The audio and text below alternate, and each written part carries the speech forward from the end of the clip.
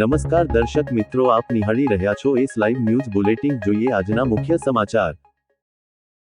સિટીના Zaira Diamond House ખાતે Hindi crime thriller film Baby Do Die Do ના પ્રમોશનમાં દિગ્ગજ અભિનેત્રી હુમા કુરેશીએ તેની આગામી ફિલ્મ વિશે માહિતી આપી. Crime thriller film Baby Do Die Do માં હુમા કુરેશી બહેરા મૂંગાના પાત્ર સાથે સિરિયલ કિલરના અવતારમાં જોવા મળશે.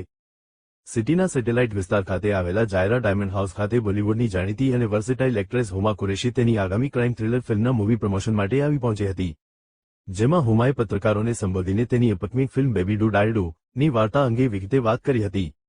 સલીમ સિવિલિંગ પ્રોડક્શન અને પુણે 04 પિક્ચર દ્વારા તૈયાર કરવામાં આવેલી આ ક્રાઇમ થ્રિલર ફિલ્મ વિશે વાત કરીએ તો આ ફિલ્મના ડિરેક્ટર નચિકેત સમંત છે, જેમાં બેબી તરીકે મુખ્ય પાત્રમાં હુમા કુરેશી છે, સાથે સિકંદર ખેર ઝફર નામના મહત્વ રોલમાં છે.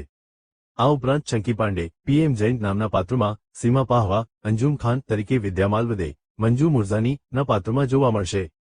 આ ફિલ્મની મુખ્ય વાર્તા વિશે વાત કરીએ તો ફિલ્મમાં બેબી નામની એક યુવતીની છે, જે સાંભળી અને બોલી શકતી નથી, એટલે કે ડેફ અને મ્યુટ છે. બેબી મુંબઈ શહેરમાં એક સિરિયલ કિલર બની જાય છે અને તેને માત્ર તેની મૃત બહેનનો અવાજ જ સંભળાય છે, જેના કહેવા પર તે ગુનાખોરીના રસ્તે આગળ વધે છે. આ ફિલ્મમાં મુંબઈનું અંડરવર્લ્ડ, રહસ્યો અને બદલાની ભાવના મુખ્ય કેન્દ્રમાં છે. Film Baby Do Die Do માં એક્શન, ક્રાઇમ, મિસ્ટ્રી અને થ્રિલર જોવા મળશે. આ ફિલ્મ તેના અનોખા વિષય અને હુમા કુરેશીના પડકારજનક રોલને કારણે ચર્ચામાં છે. है बेबी डू डाई डू 3 तारीख को सिनेमाघरों में, सिर्फ सिनेमाघरों में, तो प्लीज जाके देखिए. साकिब और मेरी हमारी होम प्रोडक्शन है, हमारी अपनी कंपनी, जिसके तहत हम ये फिल्म लेके आ रहे हैं. हमने खुद ही बनाई है, खुद ही प्रोड्यूस की है, खुद ही रिलीज कर रहे हैं. तो बहुत छोटी सी फिल्म है, मगर हमारा एम्बिशन बहुत बड़ा है और उसके लिए सिर्फ आपका प्यार, आपका सपोर्ट लगेगा. So please go watch this film in theatre new you. बता पाऊंगा जो कितना टाइम लगा, बिकॉज जैसे मैंने पहले कहा कि हमने खुद बनाई है, खुद लिखी है, खुद अब रिलीज कर रहे हैं, तो उस जर्नी को 1-1.5-2 साल लग गए. बट उस जर्नी में बहुत कुछ सीखने को मिला. आई फील लाइक पहले सिर्फ एज एक्टर्स काम करते थे इंडस्ट्री में, एक other side of the business समझ नहीं थी. But I feel like with this film we are also educating ourselves and वो समझ आ रहा है कि ऑडियंस तक असली में पहुंचा कैसे जाता है.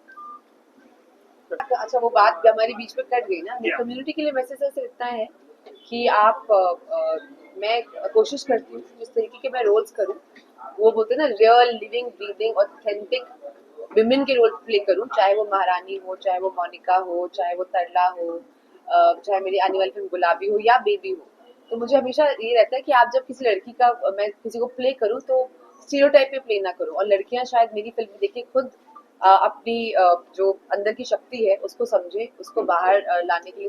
बट हमने कोशिश ये की है कि साइन लैंग्वेज ऐसी हो कि आप सबको समझ आए. ऐसी ना हो कि सिर्फ 2 लोग जिनको साइन लैंग्वेज आती है सिर्फ वो ऐसे बात कर पाए. बट मुझे वही लगता है, मैंने जैसे पहले भी बोला कि कहीं ना कहीं मेरा सबसे स्ट्रॉन्ग चीज मेरी डायलॉग बाजी है. जो मेरी पहली फिल्म गैंग्स ऑफ वासेपुर से परमिशन तो लेना चाहिए था, वहां से आप लोग मुझे प्यार देते आ रहे हो.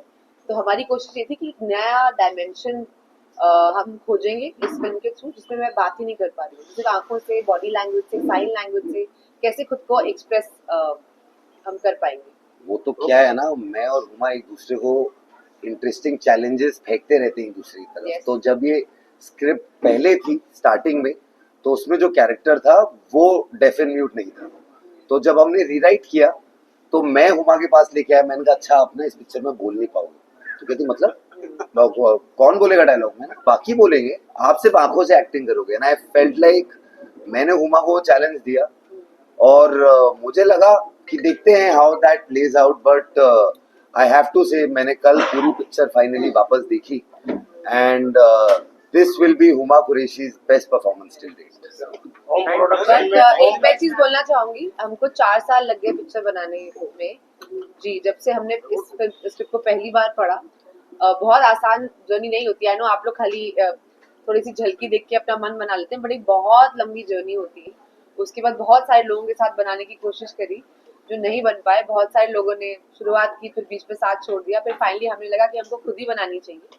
तो बहुत लंबी बात है, बट मोटा यही कहूंगी कि बहुत टाइम एनर्जी गया है इसको बनाने में.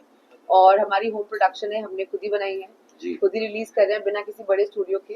तो मैं चढ़ाती रहती हूँ साकिब को कि हम दोनों भाई बहन आपस में अपना कॉटेज इंडस्ट्री बनाते रहते हैं. हाँ, करते रहते हैं. तो हम भाई बहन को आप सबके प्यार की, आप सबके सपोर्ट की बहुत जरूरत है. તો દર્શક મિત્રો, આ હતા અત્યાર સુધીના સમાચારની ખાસ ગતિવિધિ માટે આપ નિહાળતા રહો એસ લાઈવ ન્યૂઝ બુલેટિન. નમસ્કાર.